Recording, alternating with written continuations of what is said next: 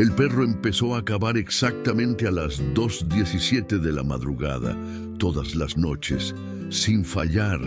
Siempre regresaba al mismo lugar, detrás del establo, donde la tierra se veía distinta. Pero lo que más me inquietaba no era verlo cavar, era la forma en que lo hacía, desesperado, como si supiera que algo estaba ahí abajo, esperando. Mi nombre es Max Andrei, y lo que estás a punto de escuchar no es solo una historia, es algo que marcó a una familia para siempre. Hay secretos que no desaparecen, solo esperan el momento correcto para salir. Este relato comienza en un rancho llamado El Olvido, un lugar donde el silencio no es paz, es advertencia. Llegamos una tarde nublada, el cielo estaba gris, pesado, como si fuera a llover, pero nunca lo hacía. Mateo conducía en silencio, solo dijo mirando al frente: ese lugar nunca cambia. El portón estaba oxidado e inclinado, pero el camino estaba demasiado limpio, como si alguien pasara todos los días asegurándose de que todo siguiera igual. Don Aurelio estaba esperando, de pie, sin moverse, como si supiera exactamente a qué hora llegaríamos. Mateo bajó del coche y por un momento ninguno de los dos habló, solo se miraron. Y en ese silencio había algo más que distancia, había historia. Esa noche cenamos en silencio. Cada respuesta era corta, fría, como si las palabras fueran un riesgo. Después salí al patio. Necesitaba aire. Y fue ahí donde lo vi por primera vez. El perro, negro, inmóvil, mirando hacia el establo. Cuando me miró, sentí que no me estaba viendo a mí, sino algo detrás de mí. Esa noche no dormí bien. Y entonces, a las 2:17, lo escuché. El primer golpe, seco, preciso. Me levanté y caminé hacia la ventana. Ahí estaba, el perro, cavando, con una intensidad que no era normal. Lo que me congeló fue darme cuenta de que no cavaba al azar, siempre exactamente en el mismo punto. Desperté a Mateo. Cuando se acercó, su expresión no fue sorpresa, fue reconocimiento. «Otra vez», murmuró, y en ese momento supe que eso ya había pasado antes. A la mañana siguiente, el agujero estaba cubierto. Don Aurelio miraba el suelo en silencio. Le pregunté: «¿Qué hay ahí?». Solo dijo: «Nada que deba salir». Esa noche el perro volvió, más agresivo, más desesperado, y cuando la tierra finalmente cedió, algo golpeó desde abajo, fuerte, claro, inconfundible.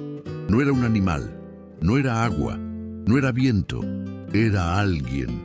Y en ese momento entendí que lo que estaba enterrado nunca estuvo muerto. Cuando el cielo aclaró, Mateo se levantó de golpe y salió sin decir nada. Lo seguí. El agujero ya no era pequeño, era profundo, demasiado profundo para una sola noche. La tierra estaba removida como si hubiera sido abierta desde abajo. «No lo toques», dijo Mateo, pero ya era tarde. Algo dentro del agujero se movió, lento, como si algo estuviera despertando. Y entonces, golpes, desde dentro de la tierra. 1, 2, 3, como si alguien estuviera intentando salir. El perro apareció, caminando lentamente hacia el agujero. No ladraba, no gruñía, solo avanzaba. Cuando llegó al borde, bajó la cabeza y empezó a llorar. No era un gemido, era un lamento, como si reconociera lo que estaba ahí abajo. Mateo se arrodilló y empezó a cavar con las manos, desesperado. Y fue entonces cuando don Aurelio apareció. No corrió, no gritó, solo caminó lentamente hasta quedar detrás de nosotros. Y dijo: «Ya es tarde». La tierra cedió y algo quedó expuesto. Madera, una superficie vieja, oscura, una caja, enterrada no desde arriba, desde abajo, como si hubiera sido colocada y cubierta desde dentro. No está vacía, La llevamos al granero viejo. Cuando Mateo la abrió, salió un olor a encierro, a tela guardada demasiado tiempo. Miramos dentro. Una manta vieja, un pequeño sombrero de palma, una camisa infantil, blanca alguna vez, una resortera hecha a mano y una medallita de San Judas oxidada. Todo era de un niño. El pecho se me cerró. Nadie guarda así las cosas de un niño. Si la historia terminó bien. Debajo había un cuaderno envuelto en un trapo y una fotografía. En ella, don Aurelio más joven, una mujer de vestido claro y un niño de no más de 8 años, delgado, serio, con el mismo gesto firme de Mateo, pero en pequeño. ¿Quién es él? Don Aurelio tardó tanto que pensé que no hablaría. Se llamaba Julián. Nunca oí ese nombre aquí. Lo sé. Entonces vuelve a empezar y esta vez no me mientas. Mateo abrió el cuaderno. La letra era infantil, grande, irregular. En la primera página legible, hoy mi papá dijo que cuando sea grande, el rancho será mío. Don Aurelio no negó nada. Eso fue peor que cualquier confirmación. Mateo siguió leyendo. Hoy no me dejaron entrar a la casa. Tomás me dijo que me escondiera. Mi mamá lloró. Mateo está enfermo. Esa última frase lo detuvo. ¿Eso fui yo? Sí. De pronto, aquello ya no era una historia antigua del rancho. Era una historia de su familia, una de la que Mateo formó parte sin saberlo. Siguió leyendo. A veces creo que me van a dejar aquí para siempre. Tengo miedo del hoyo.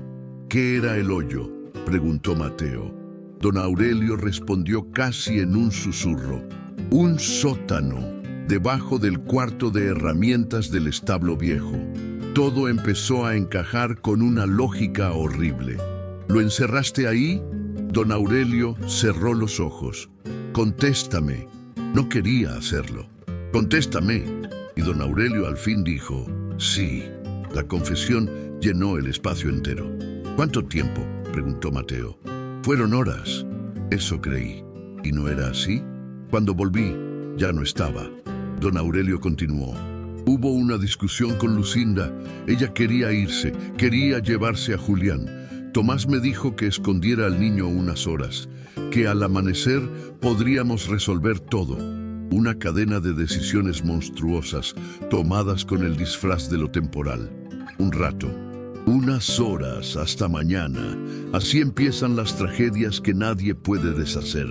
Le dije que era un juego, que solo estaría ahí un rato. ¿Y llamaste a la policía? Don Aurelio no respondió. No hacía falta. Si hablaba, todo salía. Todo debía salir. ¿Y por qué estaban aquí sus cosas? Porque volvieron a aparecer 2 días después junto a la trampilla del sótano. ¿Y eso te hizo pensar qué? Don Aurelio lo dijo tan bajo que casi no lo oí, que había vuelto. Tomás me dijo que enterráramos las cosas, que si el niño seguía vivo, tarde o temprano aparecería. Mateo negó con la cabeza. No, enterraste a tu hijo por segunda vez. Don Aurelio cerró los ojos. ¿Por qué no abriste? Porque lo sellé después de escuchar algo. ¿Qué cosa? Golpes, desde abajo. ¿Y no abriste? No. ¿Y después? Mandé traer cemento. Mateo dejó caer los brazos. ¿Todavía escuchabas algo cuando la sellaste? Los ojos de don Aurelio se humedecieron.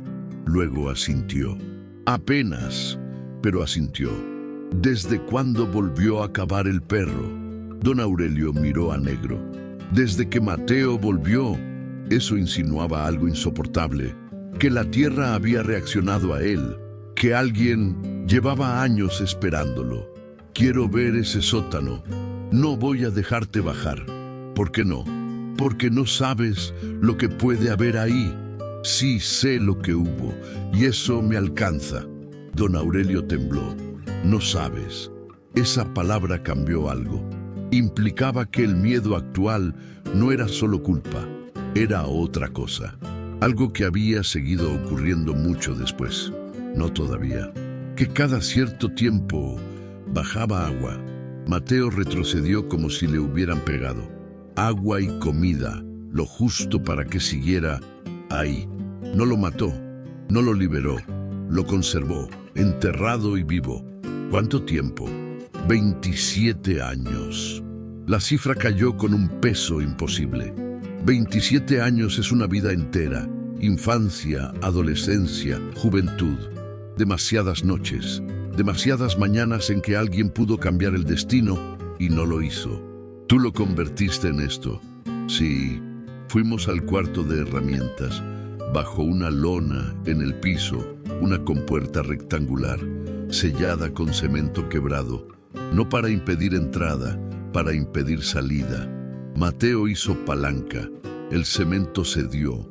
Desde abajo subió una bocanada de aire viejo, frío, húmedo, un aire que no había tocado el mundo en décadas. La compuerta se abrió, oscuridad total debajo, y entonces, desde la oscuridad, salió una voz, áspera, seca, quebrada, como una garganta que llevaba demasiado tiempo sin usar el lenguaje. Luego, algo rozó la madera desde abajo, como una mano, y una voz, más clara, más rota, más imposible, dijo una sola palabra: papá. Don Aurelio se persignó. Mateo quedó inmóvil. ¿Quién está ahí?, preguntó. Silencio. Luego una respiración trabajosa y otra palabra: agua. Mateo dio 2 golpes con los nudillos. Esperó. Desde abajo respondieron. 2 golpes, exactos, medidos, humanos. Era respuesta. Dile algo, exigió Mateo a su padre. Don Aurelio, con una voz quebrada, dijo: Julián. Desde abajo, un golpe, luego otro, como reconocimiento. ¿Cuánto tiempo lleva pasando esto? Desde hace años. La respuesta fue tan monstruosa que nadie reaccionó. Había escuchado golpes durante años y no abrió. Solo siguió viviendo encima. No puede haber alguien ahí abajo. Don Aurelio me miró y en sus ojos había exactamente la misma idea. No puede, pero hay. Mateo bajó con la lámpara. Pude ver peldaños de piedra, tierra húmeda y muy abajo una silueta, un bulto pálido, encogido, demasiado humano para ser otra cosa. Hay alguien. Lo sé. ¿Cómo que lo sabes? Porque nunca dejó de estar. Desde abajo, la voz volvió a salir, más débil, pero entendible. Tengo frío. Esa frase me rompió por dentro. No sáquenme. No ayuda. No por qué. Solo frío. Como si después de tantos años el sufrimiento hubiera descendido hasta lo elemental. Voy a bajar. No vayas solo. Quédate arriba. No. No te voy a dejar bajar a un hoyo con alguien que lleva 27 años enterrado vivo. Bajamos.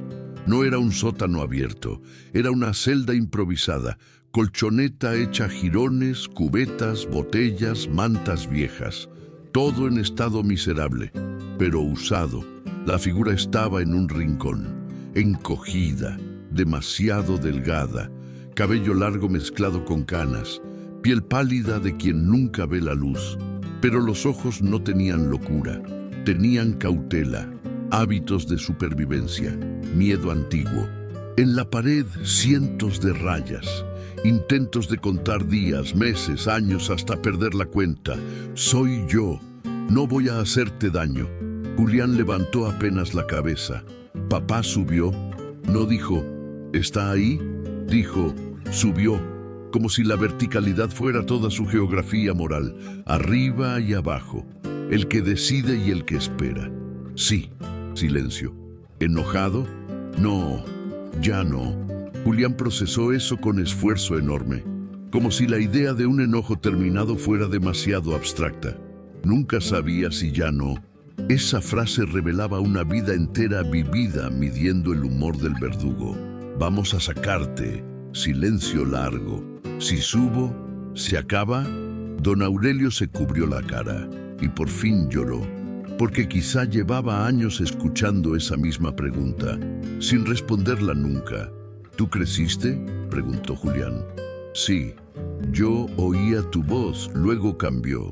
Esa frase reconstruía una convivencia horrible. El niño de arriba creciendo mientras el otro, enterrado, lo escuchaba convertirse en otra edad sin verlo jamás. ¿Sabías quién era yo? Eras el de la casa. No había rencor, solo una definición perfecta y devastadora, el que pertenecía a la luz, al derecho de estar arriba. Yo no sabía de ti. Julián hizo un gesto mínimo.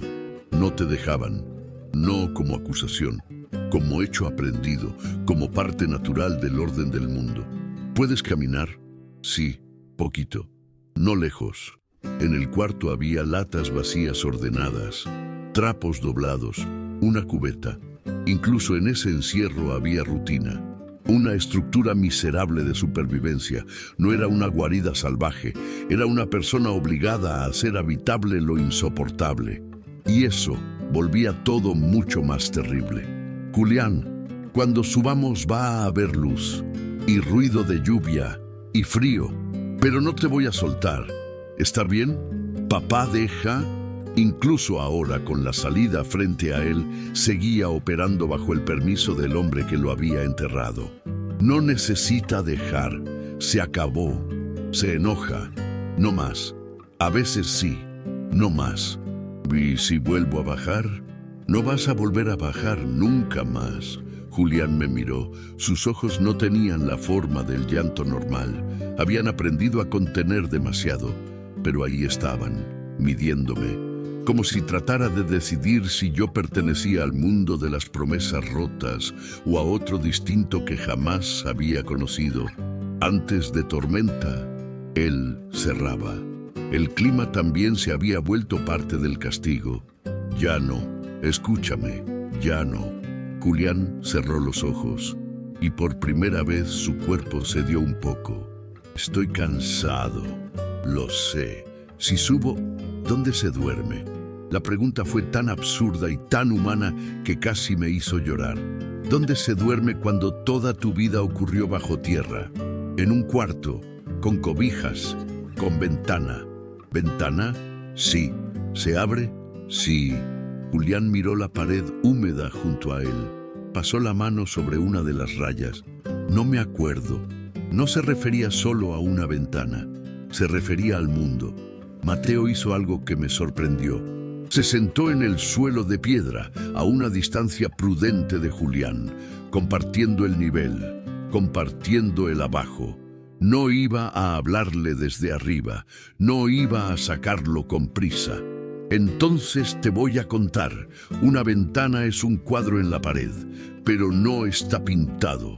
Se mueve, cambia, entra luz en la mañana, a veces sol, a veces lluvia, a veces aire frío. ¿Se puede cerrar? No era curiosidad, era seguridad. Quería saber si el mundo también podía regularse. Sí, también se puede cerrar. Entonces sí. Don Aurelio regresó con cobijas y una chaqueta. Al agarrarla, noté algo en el bolsillo interno. Un frasco pequeño. Lo saqué.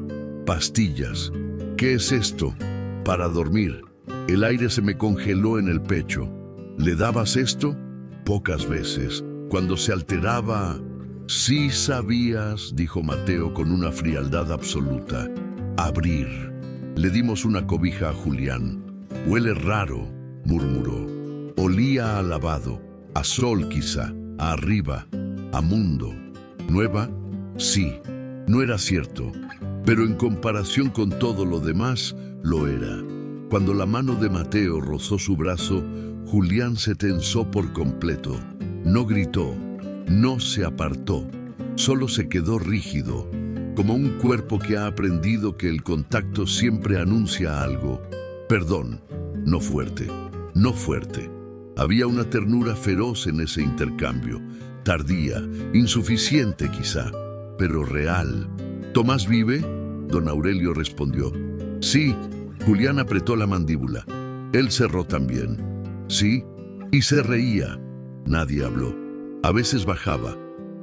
¿Para qué? A mirar, como quien visita una jaula, como quien se alimenta del desamparo ajeno. No me escondas, dijo Julián. Esa frase revelaba el fondo exacto de su miedo, que todo volviera a su forma anterior, que la reacción fuera otra vez ocultarlo. No, no te vamos a esconder. Voy a ayudarte a ponerte de pie. Si te duele, paramos. Si te asustas, paramos. No quiero bajar. Las palabras salieron bajitas, pero claras, con una claridad nueva. No quiero bajar. Julián extendió la mano hacia Mateo.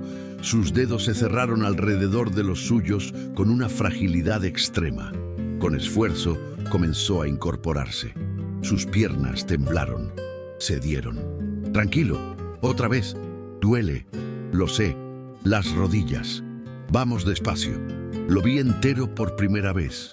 Un hombre al que le habían robado el crecimiento a la luz, el cuerpo al movimiento libre, la mirada al horizonte. Se sostuvo, temblando, pero de pie. Y cuando levantó la vista hacia la escalera, hacia la luz que caía desde arriba, preguntó con una voz tan baja que casi se confundió con la lluvia: ¿así se ve el hoy? Subimos despacio. Cuando salió al exterior, se detuvo. Una gota le tocó la mano, luego otra. Se quedó completamente quieto. Miró sus dedos mojados, luego el agua cayendo. «Cae», murmuró. «Sí», dijo Mateo, «cae». Julián pisó el barro. Su pie desnudo se hundió apenas. Retrocedió alarmado. «Se mueve. Es lodo. Con lluvia, la tierra se pone así». Julián miró al suelo. La tierra de arriba cambia. Claro que cambiaba. Arriba la tierra se mojaba, se abría, se endurecía. Abajo la tierra solo estaba, fija, húmeda, cerrada. A medio camino, escuchó algo. «Ese son pájaros». Se quedó callado. Siempre hacen eso. Julián escuchaba como si cada ruido viniera de una lengua antigua que había olvidado hablar. Lo llevamos al granero viejo. Se dejó caer en una silla. Miró alrededor. Grande. Sí. Pero no grita. En una sola frase, la diferencia exacta entre refugio y amenaza. Y luego, no como ambición, como supervivencia. Luego vamos a buscar ayuda. No hoy mucha. Completamente razonable. El mundo arriba ya era demasiado. No hoy mucha. Está bien.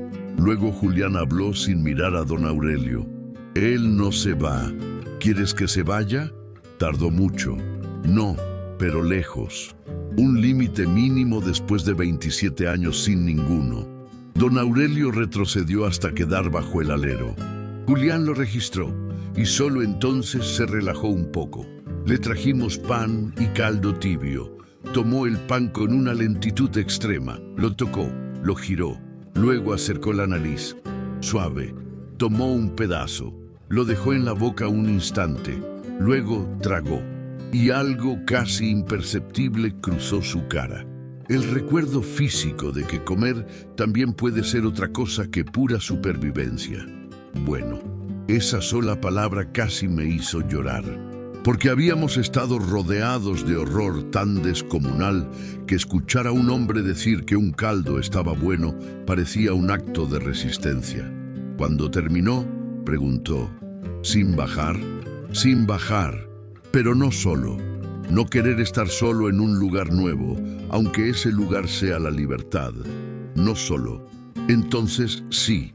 Sin abrir los ojos, dijo: cuando era niño, imaginaba esto. ¿Esto cómo? Que alguien entraba, pero no a dejar cosas, que se quedaba.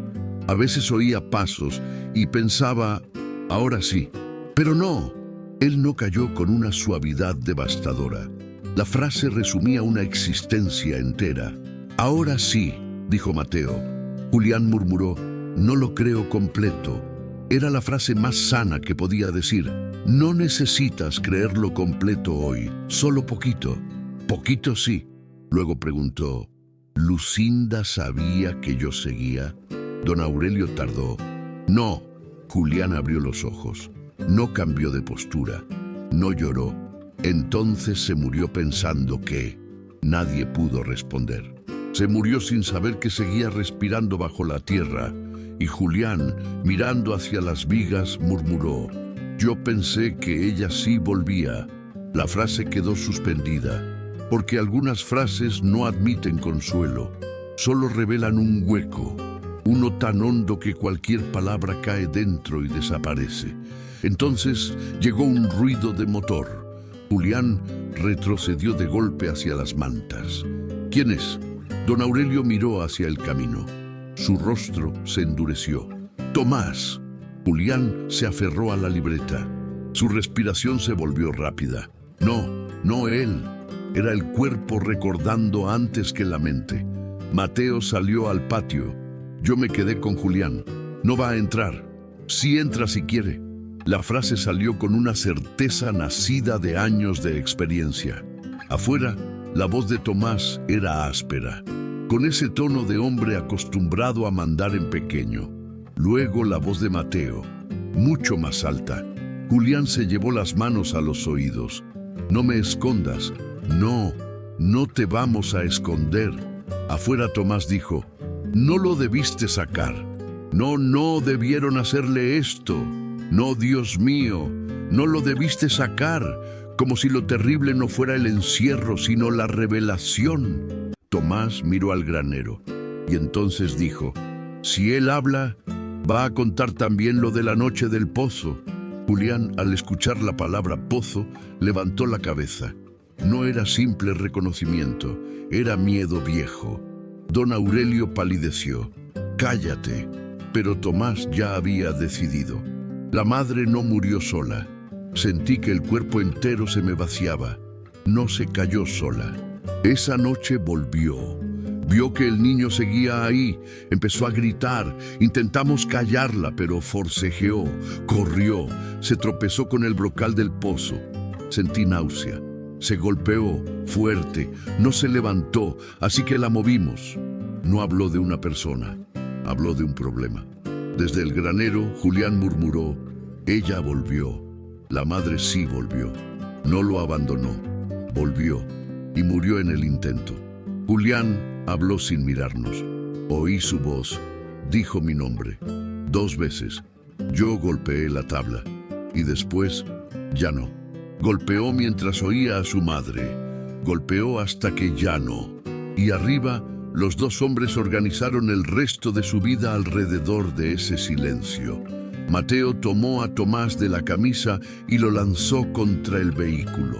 «Tú la tocaste, tú la moviste, tú bajabas a verlo». Desde el granero Julián habló: «No se acerque». Tomás giró hacia él. Por primera vez ese día, ambos quedaron frente a frente bajo el mismo cielo. «Yo no te hice nada». La mentira clásica de los cómplices. Julián lo miró fijo y con una serenidad que helaba más que cualquier grito dijo: «Se reía». Solo eso, la acusación perfecta. Tomás abrió la boca. No salió nada. «Vamos a llamar», dijo Mateo. Julián no apartó la vista de Tomás. Sí, ahora estaba decidiendo, y su decisión importaba. Llamé a emergencias. Un hombre encerrado durante años. Necesita atención médica urgente. Posible homicidio antiguo. 2 responsables en el lugar. Rancho El Olvido. Al colgar, tuve la sensación nítida de haber separado 2 épocas. Antes, el secreto respirando bajo tierra. Después, el mundo viniendo a verlo. Los faros aparecieron en el camino.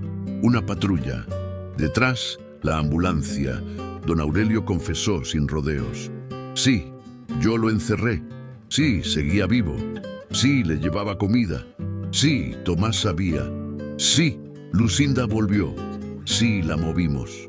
Cada sí era una piedra cayendo en un pozo sin fondo. Los paramédicos se acercaron a Julián con la misma lentitud que habíamos aprendido a usar nosotros. Él miró a Mateo, luego a mí. Solo después dijo: «Poquito». Su consentimiento, pequeño, inmenso. Antes de subirlo a la camilla, don Aurelio se acercó. «No sé pedirte perdón». Julián lo miró largo rato. No con odio, no con misericordia, con un cansancio imposible de medir. Yo tampoco sé escucharlo. No hubo grito, no hubo maldición, solo esa verdad, clara, irreparable, definitiva. Mateo subió a la ambulancia junto a Julián, negro también. Cuando las puertas se cerraron, vi a Julián mirar por la ventanilla hacia el rancho. Vi a un hombre saliendo no solo de un lugar, sino de una versión entera del mundo. Días después supimos, Julián sobrevivió, débil, lleno de secuelas, pero vivo. El médico habló de años de recuperación. No sonó a condena, sonó a futuro. Don Aurelio y Tomás fueron detenidos. Semanas después, Julián pidió que abrieran la ventana. Entró aire de verdad, aire del mundo. Cerró los ojos y respiró, y dijo muy bajito, casi sonriendo, sí se abre. Hay verdades que destruyen familias. Hay secretos que convierten la tierra en cómplice, pero hay momentos en que lo enterrado no sale para vengarse, sale para existir. Y desde entonces, cada vez que escucho lluvia sobre una lámina o veo a un perro quedarse quieto mirando el suelo como si supiera demasiado, pienso en aquella noche, en el agujero detrás del establo, en la caja, en la voz desde abajo, en la estrella, en la ventana y en Julián preguntando, ¿así se ve el hoy? Sí, así se veía. Y por primera vez en 27 años, el hoy no volvió a cerrarse.